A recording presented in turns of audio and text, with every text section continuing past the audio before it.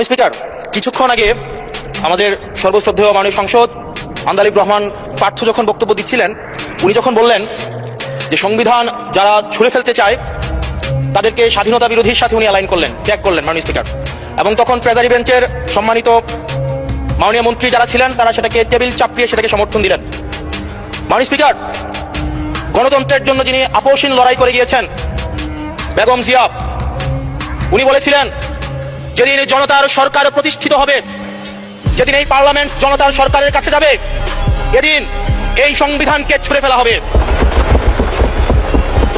Treasury বেঞ্চের যে মন্ত্রীরা ছিলেন তারা দীর্ঘদিন, তাদের সারা জীবন তারা বেগম জিয়ার সাথে রাজনীতি করেছেন। এই সংবিধান ছুঁড়ে ফেলার সাথে স্বাধীনতা যুদ্ধাপরাধীর অ্যালাইন করার যেটার হাততালি তারা দিয়েছেন, সেটির মধ্য দিয়ে বেগম জিয়াকে তারা মূলত অপমান করেছেন কিনা তারা সেটা ভেবে দেখবেন। মাননীয় স্পিকার, আমি বক্তব্য দেওয়ার জন্য অনেক কিছু রেডি করে নিয়ে এসেছিলাম। আমরা আইনমন্ত্রী বলেছেন রুশু পড়ার জন্য, তারপরে হফ পড়ার জন্য, মদিনা সনদ পড়ার জন্য পড়েছিলাম। কিন্তু আন্দালিব রহমান পার্থ সাহেব যে বক্তব্য দিয়েছেন, আমরা ক্লাস 8-9 যে ডিবেট করতাম, সেটি রিভার্টাল দিলে 20 মিনিট সময় লাগবে। মাননীয় স্পিকার, আমি ওনার বক্তব্যে রিভার্টাল দিচ্ছি। উনি বলেছেন যে আমি কোট করছি, উনি বলেছেন 72-এর সংবিধানের কিছু কিছু বিষয়কে ওনারা সম্মান দিয়েছেন। তার মানে কিছু কিছু বিষয়কে ওনারা সম্মান দেয় নাই। তার মানে এই অভ্যুত্থানের পরে এই সংবিধানের কিছু অংশ ওনারা মেনেছেন, কিছু অংশ ওনারা মানেন নাই। ওনারা কেবল ওই অংশটাই মেনেছেন যে অংশটা ওনাদের পক্ষে গিয়েছে, যে অংশটা ওনাদের বিপক্ষে গিয়েছে এই অংশটা ওনারা মানেন নাই।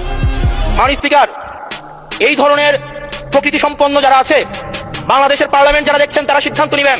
যারা কখনো কখনো কনফরমিস্ট, যারা কখনো কখনো রিফর্মিস্ট, তারা মূলত অপরচুনিস্ট।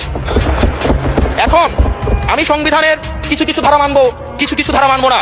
আমি কখনো কখনো সাংবিধানিক, কখনো কখনো আমি অসাংবিধানিক। মাননীয় স্পিকার, যখন ডক্ট্রিন অফ নেসেসিটির প্রশ্ন আসে, মাননীয় স্পিকার, এই এক্সিস্টিং সংবিধান অনুযায়ী যখন 7A এবং 7B বলবৎ থাকে, সেই জায়গা থেকে আইনত করা মাননীয় স্বরাষ্ট্রমন্ত্রী উনি থাকলে ভালো হতো।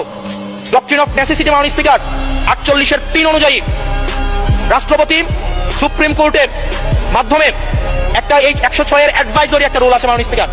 এই অ্যাডভাইজরি রুলের মাধ্যমে সংবিধানের ফান্ডামেন্টাল কোনো বিষয় কম্প্রোমাইজ করা যায় না। মাননীয় স্পিকার, যদি আমি এই সংবিধান মানি তাহলে এই অন্তর্বর্তীকালীন সরকারের বৈধতা প্রশ্নবিদ্ধ হয়। মাননীয় স্পিকার, মাননীয় স্পিকার, যদি এই সংবিধানকে আমি ধারণ করতে চাই, মেনে চলতে চাই, সেদিন 64 বিধি অনুযায়ী অ্যাটর্নি জেনারেল নিয়োগ দেওয়া হয়েছিল 6 আগস্ট। মাননীয় স্পিকার, এই সংসদে প্রশ্ন রাখতে চাই, তৎকালীন বর্তমান রাষ্ট্রপতি চুপ্পু, তখন বলা হয়েছে অ্যাটর্নি জেনারেল নিয়োগ দেওয়ার ক্ষেত্রে প্রধানমন্ত্রীর সাথে আলোচনা করতে হবে। সেদিন কোন প্রধানমন্ত্রীর সাথে আলোচনা করা হয়েছিল সেটা আমাদেরকে অ্যাটর্নি জেনারেল জানাবেন। আমাদেরকে অ্যাটর্নি জেনারেল জানাবেন যে হিয়ারিংটা হয়েছিল, এই হিয়ারিং এ অনুপস্থিত